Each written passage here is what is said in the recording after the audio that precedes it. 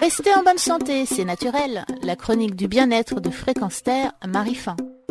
Point de santé si l'on ne se donne tous les jours suffisamment de mouvement. On doit cet aphorisme plein de sagesse au philosophe Arthur Schopenhauer.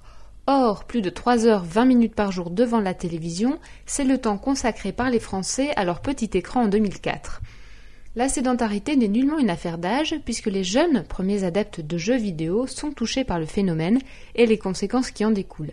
Obésité, accumulation de toxines et problèmes articulaires qui ne sont plus l'apanage des personnes âgées. Mais pour se mouvoir avec aisance, encore faut-il avoir des articulations en bon état.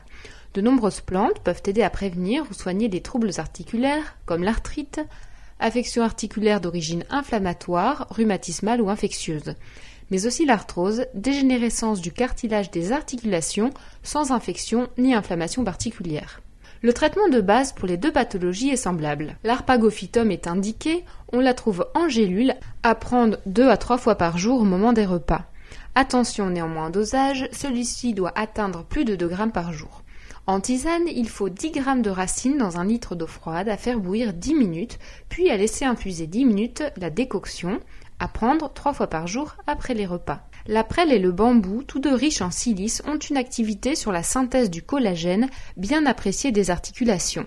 L'action de la silice est en effet réputée sur les articulations.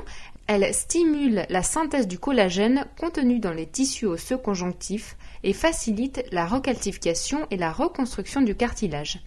Également reminéralisante, elle améliore l'élasticité et la souplesse des tendons.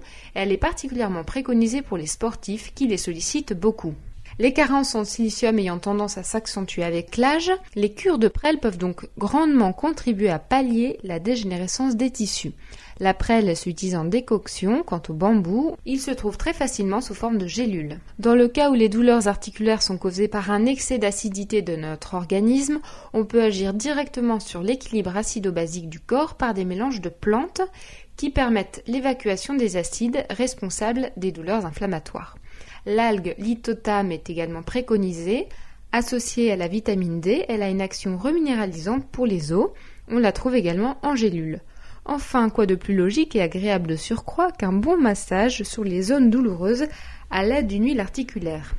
La plupart sont composées de plantes comme le camphre, le genévrier, l'eucalyptus, mais aussi de cyprès pour favoriser la circulation du sang. Ces indications sont générales. Si vous souffrez des articulations, il vous faut consulter un médecin ou un naturopathe. C'était Marie Fin, chronique Nature et Bien-être pour la rédaction. Retrouvez et podcastez cette chronique sur notre site fréquenceterre.com.